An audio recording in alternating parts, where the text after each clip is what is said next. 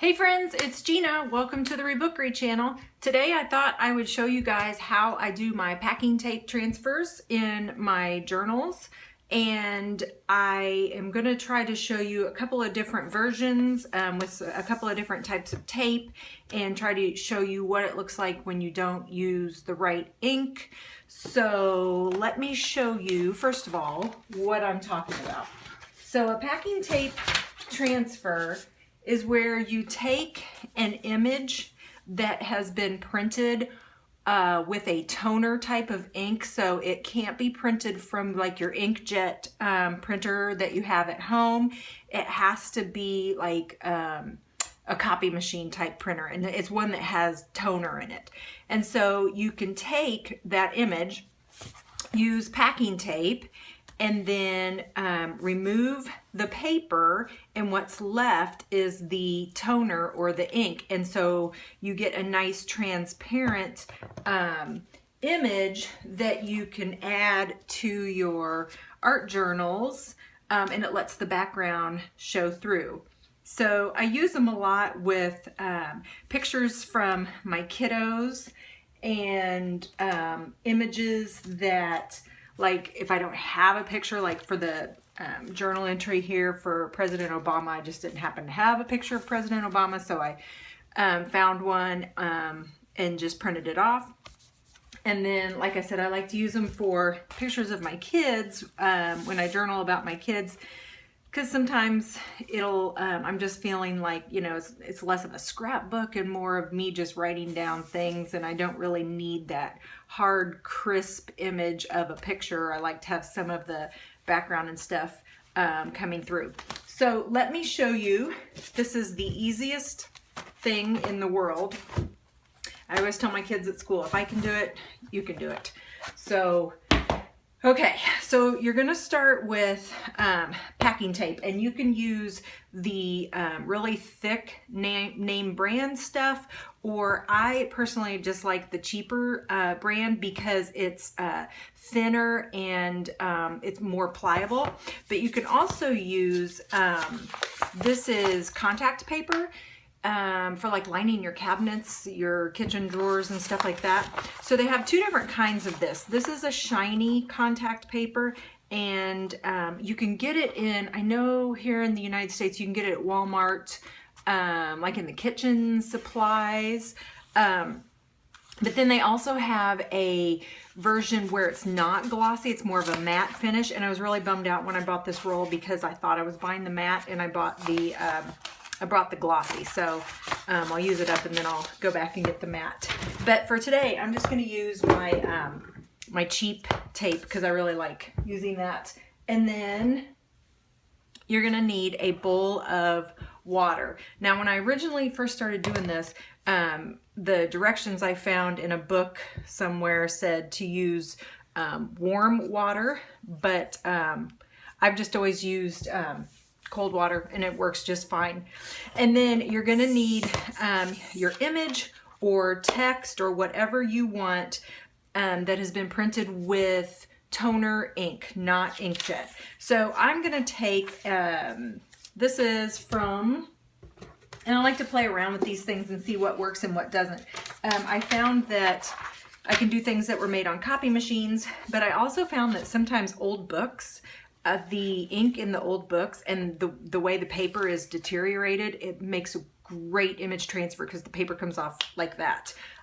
So play around with it and find, you know, different things. I know I've done ones with magazines before.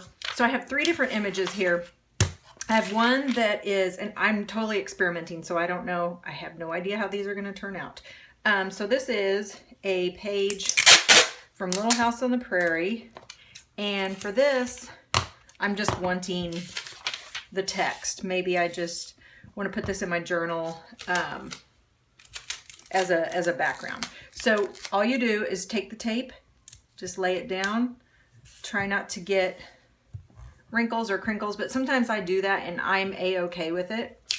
And then if you have a bone folder, you can use a bone folder. I just use the back of my scissors, or if I'm on the edge of the counter, I'll just roll it on the edge of the counter. But you just want it to have a good stick And then just because I always do this in batches, like I'll do 2 or 3 things at a time, I always just trim it off. Now I could have added another piece of tape here if I wanted to, but I don't think I do. I think I just want this strip. So I'm just going to cut around the tape and then just make sure it's nice and stuck and plop it in my water. Then for this image, and I have no idea what this is going to do. This came from that book I just showed you, that arithmetic book. So for this image, I will do, I guess I'll use some contact paper. And the contact paper works nice if you have an image that's larger, because then you don't have to use 2 pieces of tape. But I kind of like the messy look, so I'm okay with piecing the tape together. Totally works fine with me. I think on that journal page that I showed you that I did with Obama's face, I think that was like 3 pieces of tape. So I just want to make sure I'm getting it all covered. And again, I'm totally experimenting, so these may turn out, these may not turn out. We'll see. Usually with the book pages, the old book pages, the paper is so brittle that it usually just slides right off. At least it has when I've pulled pages out of this book before, so we'll see. You can also use a gift card or a credit card just to make sure you've got it nice and stuck. And then again, I like to trim around just because it saves room in my bowl. Okay, we'll plop that in. And then the last one I want to do is this image of the phases of the moon. I'm kind of bummed because I liked the back of it, but I think I'll go ahead and use this. So this one, again, I'm going to use my just my strip of tape because it'll go right across. And then I like, oh, I hate it when you can't find the tape. I like using these and cutting them apart. Maybe I don't want to use the whole image. So once I do this, I can cut the tape and use whatever size I want. If I just want a little bit of it, I don't have to use the whole strip. And I have tape transfers that I made years ago and I still have just waiting to be used. So I'll just throw them in a drawer. If I'm in the mood for doing tape transfers one day, I'll just do a whole bunch of them at one time and then throw them in a drawer or stick them onto the back of something metal or plastic and just pull them out whenever I want to use them. Now you can do colored images, and I have some that I'll show you here in just a second. And I actually got them from magazines. And like I said, you just have to kind of experiment. It all depends on the type of ink that was used, and it depends on you know, the paper. If the paper is glossy, it's not going to work. I tried this with photos before and it won't work because the photo paper has a finish that obviously is there to protect the photo. So your glossier papers are going to be harder to do. Thicker papers I've done, but I just have to do a double soak because there's so many layers of the paper fibers. So I just have to soak it, remove the paper, and then throw it back in and soak it again. Okay, so I think this one's good. So we'll put that in. And then I have one that's been sitting in here. So I'll pull that out and we'll see what happens with it. Oh, wrong one. Hang on, I gotta find, there it is. Okay, so I threw this in a little while ago. So this was my image. It came out of that arithmetic book. And this, I actually have one strip of tape and then there's a little bitty strip down here. So all you do when you pull it out is you just roll the paper off. And like I said, this is old paper, so this is coming off really easy. And then if it gets dry, and you can kind of tell when the paper gets dry that you need to throw it back in and soak it. So what's happening is the sticky part of the tape actually held on to the ink, and the paper you don't need anymore, so you can remove that. And so that's basically what you're doing, is you're just transferring the ink from the paper to the sticky side of the tape. Now, one of the things that you can do is control how opaque or transparent your image is. And you can do that by removing different amounts of paper. So you can see I still have some paper. I don't know if you can see that or not. I still have some paper on the edges. I'm going to soak real quick, get the rest of this off. And so wherever I have little bits, that's gross.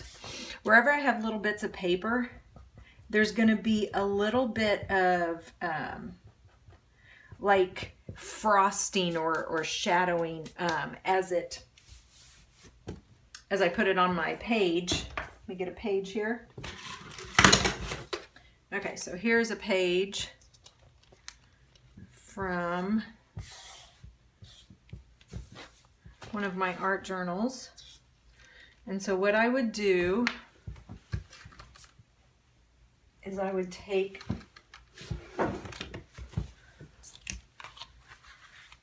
and dry it off.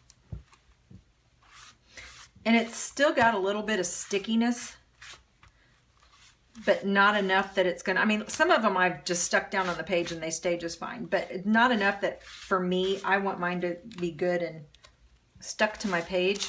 So I'm gonna take my glue stick and just run my glue stick over.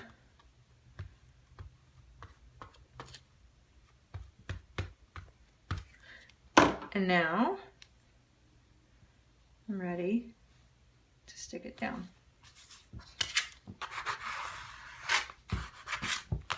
Oh, cool. And so you can see the background, but then you can also see the image, and it's transferred over top. Oh, that actually looks pretty cool. Yay, I like that. Let up, see if you can see that. Okay, so let me show you what happens when you, let me clean all this up. Let me show you what happens when you use an image that you've printed on an inkjet printer, like your home printer. So this was some pictures of birds that I had printed, and so I did the tape transfer. What happens is as soon as you put it in the water, your tape, or I'm sorry, your ink starts to come off. So the longer you leave it in, the more you're going to lose your ink. And then you can see there's hardly anything. I mean, there's just like the outline of the birds on this tape, which I'll probably use anyway, just because I don't like to throw things away. But then the image, all the ink has either gone in the water, I'm gonna swish these around a little bit, has either gone in the water or it came off on my tissue when I pulled it out. So that's why you don't want to use ink from an inkjet printer. It has to be ink from from toner. So while these sit, let me show you a couple of color image transfers. So these were ones that I did a long time ago. There's still a little bit of stickiness to them. And I just did these from a magazine, I think. It's either a magazine or a book on flowers. And then I used them back here. Ooh, man, there's all kinds of stuff. Okay, so I used them back here in, there's one right there. There's another image transfer. This was from a I think it was a worksheet at school on bees or hornets. There's a packing tape transfer that I did of a bird. So I just like plopping them in. Oh, this one right here, this was a flower. So it had come from the same magazine, and this was a big flower. And I don't know if you can see, yeah, there you go. You can see the flower right here. So you can cut around it. And that's the cool thing is once you do this, you're not restricted to the square or whatever size your tape or your contact paper was. You can trim around it and you can make it whatever size you want. Okay, so let's see if any of these guys are ready. So I'm going to go with this one right here because I'm kind of excited about this one. Okay, and usually you let them soak about 5 minutes. Oh yeah, this one's looking good.